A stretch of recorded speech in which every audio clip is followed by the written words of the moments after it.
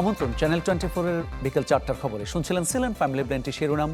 আপনাদের সাথে আছে মামুন উর রশিদ। অতি ভারী বর্ষণে আজও বিপর্যস্ত চট্টগ্রামের জনজীবন, ডুবেছে নগরের বিভিন্ন এলাকা। সোমবার থেকে শুরু হওয়া বর্ষণ আজও অব্যাহত থাকায় নগরের মুরাদপুর, কাতালগঞ্জ, পতেঙ্গা, মাইজপাড়া, মুন্সিপাড়া, আগ্রাবাদ, সল্টগোলা, হালিশহর, ব্যাপারীপাড়া সহ বিভিন্ন এলাকায় পানি উঠে গেছে। 16 শহরে পাহাড় ধসে মারা যায় 12 বছরের এক শিশু। এছাড়া সীতাকুণ্ডেও আরেক শিশুর প্রাণহানি ঘটেছে। এছাড়া উখিয়া রোহিঙ্গা ক্যাম্পে পাহাড় ধসে 5 শিশুর মৃত্যু হয়েছে, আটকা পড়েছে বেশ কয়েকজন। রেললাইনে পানি ওঠায় চট্টগ্রাম কক্সবাজার ট্রেন চলাচল বন্ধ। বন্দরের বহির্নোঙরে বন্ধ রয়েছে পণ্য ওঠানামা। বন্যা কবলিত হয়ে পড়েছে বিভিন্ন উপজেলার নিচু এলাকা।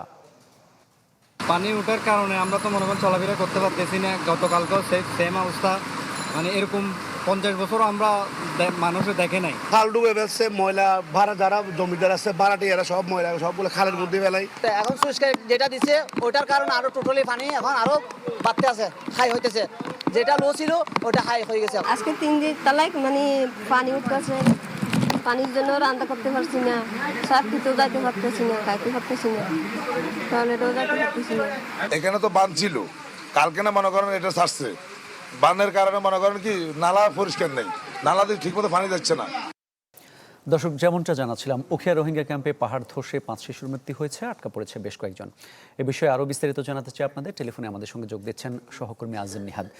আজিম, হতাহতদের পরিচয় জানা গেছে কিনা এবং উদ্ধার তৎপরতা কেমন চলছে? মামুন, আমরা যেটি জানতে পেরেছি কিছুক্ষণ আগে আমরা উখিয়ার যে 5 নম্বর রোহিঙ্গা ক্যাম্প রয়েছে সেখানে একটি লার্নিং সেন্টারের উপর পাহাড় ধসে পড়ে। সেখানে প্রায় 30 জনের মতো শিশু সেই লার্নিং সেন্টারে তখন পড়াশোনা করছিলেন। পাহাড় ধসের পরে এখন পর্যন্ত কোনো 5 জন শিশুর মরদেহ উদ্ধার করা হয়েছে এবং বেশ কয়েকজন শিশু এখনো সেখানে আটকা পড়েছে বলে আমাদেরকে জানিয়েছেন। এবং ইতিমধ্যে উখিয়া ফায়ার সার্ভিসের 2টি ইউনিট সেখানে উদ্ধার কার্যক্রম চালাচ্ছে। RRC থেকে যে অর্থাৎ শরণার্থী কমিশন থেকে যেটা বলা হচ্ছে যে তারা গত কয়েকদিন ধরে সমান তালে আসলে বিভিন্ন ক্যাম্পের মধ্যে সচেতনতা বৃদ্ধি করে যাচ্ছিলেন এবং নিরাপদে আশ্রয় নেওয়ার জন্য রোহিঙ্গাদের কাজ করে যাচ্ছিলেন। কিন্তু এর মধ্যে আজকে যে লার্নিং সেন্টারে মূলত পাহাড়টি ধসে পড়েছে সেটি পাহাড়ের কিনারায় অবস্থান করছিল এবং ঝুঁকি নিয়ে সেখানে পাঠদান হচ্ছিল। পরে সেখানে পাহাড় ধসে পড়ার পরে এখন অবস্থা খুবই নাজুক পরিস্থিতি তৈরি হয়েছে এবং কান্নাকাটি করছে তাদের স্বজনরা। তবে কতজন শেষ পর্যন্ত আসলে কতজনের মরদেহ উদ্ধার করা হয় সেটি এখনো বলা যাচ্ছে না। এখন পর্যন্ত 5 জনের মরদেহ উদ্ধার করা হয়েছে, বাকি আরো কয়েকজনকে জীবিত অবস্থায় উদ্ধার করা হয়েছে। তাদেরকে বিভিন্ন হসপিটালে নিয়ে যাওয়া হয়েছে চিকিৎসা দেওয়ার জন্য। এবং উপজেলা নির্বাহী কর্মকর্তার সাথে যেটি কথা বলে যেটি জেনেছি যে তারা প্রাথমিকভাবে উদ্ধার কার্যক্রম যাতে ব্যাহত না হয় সেজন্য বিভিন্ন ধরনের প্রক্রিয়া অবলম্বন করছেন এবং প্রয়োজন হলে আরো বিভিন্ন জায়গা থেকে উদ্ধার কর্মী নিয়ে আসার কথাও তারা বলছেন। সব মিলিয়ে বলা যায় যে উখিয়া রোহিঙ্গা ক্যাম্পে এখন 3 দিনের ব্যবধানে 5 শিশু সহ প্রায় 13 জনের মৃত্যু হয়েছে। মামুন, ধন্যবাদ আপনাকে। উখিয়া রোহিঙ্গা ক্যাম্পে পাহাড় ধসের খবরাখবর জানাচ্ছিলেন টেলিফোনে সহকর্মী আজিম নিহাদ। এ পর্যায়ে আমরা বান্দরবান এবং খাগড়াছড়ির পরিস্থিতি জানাতে চাই আপনাদের। আমাদের সঙ্গে যুক্ত হচ্ছেন সহকর্মীরা। শুরুতে বান্দরবান যেতে চাই সহকর্মী ইয়াসিনুল হাকিমের কাছে। ইয়াসিন, গত 24 ঘন্টায় সর্বোচ্চ পরিমাণে বৃষ্টিপাত রেকর্ড করা হয়েছে বান্দরবানে। পাহাড় ধসের শঙ্কাও তৈরি হয়েছে। ক্ষয়ক্ষতি মোকাবিলায় প্রশাসনের উদ্যোগ কিংবা তৎপরতা কেমন দেখছেন? প্রস্তুতি কেমন?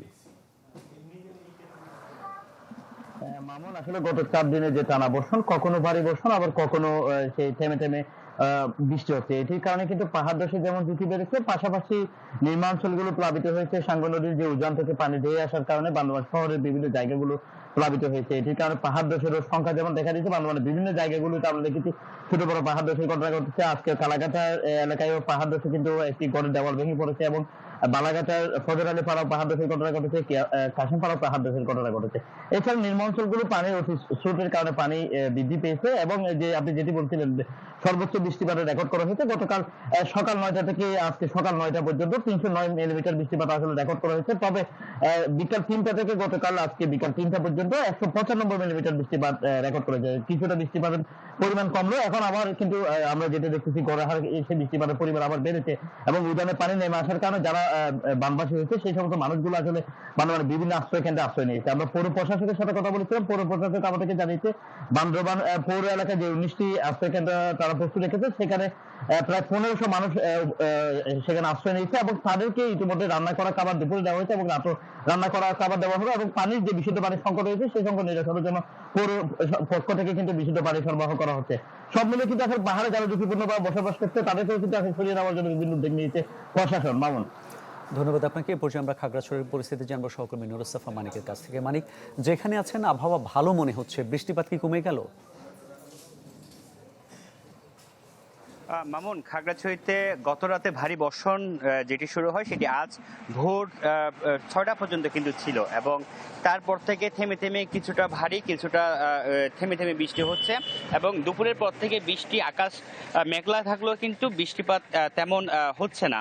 এতে করে কিন্তু যারা এখানকার বাসিন্দারা রয়েছেন তারা কিছুটা স্বস্তি বোধ করছেন, যেহেতু বৃষ্টি ভারী বর্ষণ যে 3-4 দিনের ভারী বর্ষণ, সেই ভারী বর্ষণে যে ফ্লাড হওয়ার একটি শঙ্কা দেখা দিয়েছে, সেই কারণে কিন্তু নদী তীরবর্তী নিম্নাঞ্চলের যেসব মানুষ রয়েছে, বিশেষ করে চেঙ্গি মাইনি নদীর পানছড়ি সদর, মহালছড়ি, ডিগিনালা এইসব উপজেলা যারা বসবাস করেন তারা কিন্তু এক ধরনের একটি শঙ্কার মধ্যে রয়েছে। যদি ফ্লাড হয়, পাহাড়ি ঢলে যদি ফ্লাড হয়, তাহলে ঘর বাড়িতে তারা কিভাবে কি করবেন সেই নিয়ে তারা একটা উৎকণ্ঠার মধ্যে ছিল। তবে আসার কথা হচ্ছে এখনো যেহেতু কাপ্তাই লেকে পানি ধারণ ক্ষমতার সক্ষমতা রয়েছে, সেই কারণে কিন্তু চেঙ্গি মাইনি নদীর পানি কিন্তু হুড় করে কমতে শুরু করেছে। তবে এখনো কিছু কিছু জায়গায় সড়কে পানি থাকার কারণে সাজেকের সাথে সড়ক যোগাযোগ বন্ধ রয়েছে। এর কারণে কিন্তু সাজেকে যারা পর্যটকরা রয়েছেন তারা কিন্তু নিরাপদে রয়েছেন, তারা এখান থেকে ফিরতে পারেননি। আর খাগড়াছড়িতে ছোটখাটো কিছু পাহাড় ধসের ঘটনা ঘটলো, কিন্তু তেমন হতাহতের ঘটনা এখনো পাওয়া যায়নি। এই ছিল আমার কাছে খাগড়াছড়ি থেকে আবহাওয়া পরিস্থিতি নিয়ে খবরাখবর। মামুন, জি ধন্যবাদ আপনাকে। টানা 4 দিনে ভারী বৃষ্টি ও পাহাড়ি ঢলে বিপর্যস্ত পার্বত্য জনজীবন। খাগড়াছড়ি এবং বান্দরবানের খবর জানাচ্ছিলেন আমাদের সহকর্মীরা। দলীয় শত্রু দিয়ে পরিবেষ্টিত প্রধানমন্ত্রী তারেক রহমান এমন মন্তব্য করে ঢাকার বাইরে তাকে রাত না কাটানোর পরামর্শ দিয়েছেন 11 দল নেতারা। রাজধানীর কাকরাইলে জুলাই গণ অভ্যুত্থান নিয়ে সেমিনারে তারা বলেন, অধিকার প্রশ্নে সরকারের সাথে আলোচনা হবে, তবে আপোষ নয়। মন্তব্য করেন, গণভোটের রায় নিয়ে বিএনপির আত্মস্বীকৃত প্রতারণা ইতিহাস হয়ে থাকবে। বাস্তবায়নের লড়াইয়ে ছাড় না দেওয়ার ঘোষণা 11 দল নেতাদের। সংবিধানের বহুল আলোচিত পঞ্চদশ সংশোধনী নিয়ে হাইকোর্টের রায়ের বিরুদ্ধে আপিলের শুনানি শেষ হয়েছে। আগামীকাল ঘোষণা করা হবে রায়। প্রধান বিচারপতির নেতৃত্বাধীন আপিল বিভাগের রায়ের জন্য এই দিন ধার্য করেন। টানা 3 দিন শুনানি শেষে রায়ের জন্য দিন ঠিক করা হলো। শুনানিতে রাষ্ট্রপক্ষে অ্যাটর্নি জেনারেল রুহুল কুদ্দুস কাজল আর রিটের পক্ষে ছিলেন আইনজীবী শিশির মনির ও ডক্টর শরীফ ভূঁইয়া। এর আগে গেল বছরের 13ই নভেম্বর বহুল আলোচিত তত্ত্বাবধায়ক সরকার ব্যবস্থা বাতিল সহ সংবিধানের পঞ্চদশ সংশোধনীতে আনা কয়েকটি বিষয় অবৈধ ঘোষণা করে হাইকোর্টের রায়ের বিরুদ্ধে আপিলের অনুমতি দেন সর্বোচ্চ আদালত।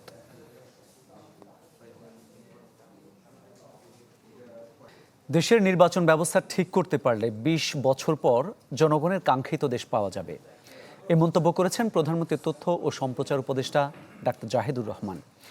জগন্নাথ বিশ্ববিদ্যালয়ের ফিল্ম অ্যান্ড টেলিভিশন বিভাগের মননের জুলাই আলোচনায় তিনি এ মন্তব্য করেন। দাবি করেন, বিগত সময়ে বিএনপি ক্রমাগত চ্যালেঞ্জ করার কারণেই শেখ হাসিনার পতন হয়েছে। জুলাই গণ অভ্যুত্থান সফল হয়েছে সব মানুষের সামগ্রিক বল প্রয়োগের মধ্য দিয়ে।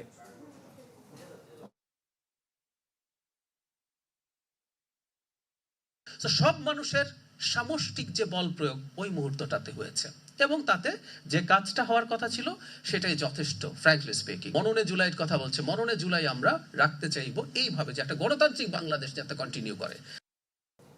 দেশের বাইরের খবর জানাবো। ইরানের প্রয়াত সর্বোচ্চ ধর্মীয় নেতা আয়াতুল্লাহ আলী খামেনিকে শেষ শ্রদ্ধা জানাতে মরদেহবাহী কফিন এখন ইরাকের নাজাফে। খামেনিকে শেষ শ্রদ্ধা জানাতে ইরাকের বিভিন্ন প্রান্ত থেকে মানুষ জড়ো হতে শুরু করেছেন নাজাফে। বিদায় অনুষ্ঠান ঘিরে নাজাফ জুড়ে নিরাপত্তা ব্যবস্থা জোরদার করেছে প্রশাসন। শোকযাত্রায় অংশ নিতে নাজাফ পৌঁছেছেন ইরানের প্রেসিডেন্ট মাসুদ পেজেশকিয়ান। বিশ্বের শিয়া মুসলিমদের কাছে নাজাফ একটি পবিত্র শহর হিসেবে পরিচিত, কারণ এখানে মহানবী হজরত মুহাম্মদ সাল্লাল্লাহু আলাইহি ওয়াসাল্লামের চাচাতো ভাই ও জামাতা আলী এর কবর রয়েছে। এদিকে নাজাফে শোকযাত্রা শেষে খামেনির মরদেহ নেওয়া হবে কারবালায়। এরপর বৃহস্পতিবার ইরানের উত্তর পূর্বাঞ্চলের শহর মাশহাদে ইমাম রেজার পবিত্র মাজার প্রাঙ্গণে হবে দাফন।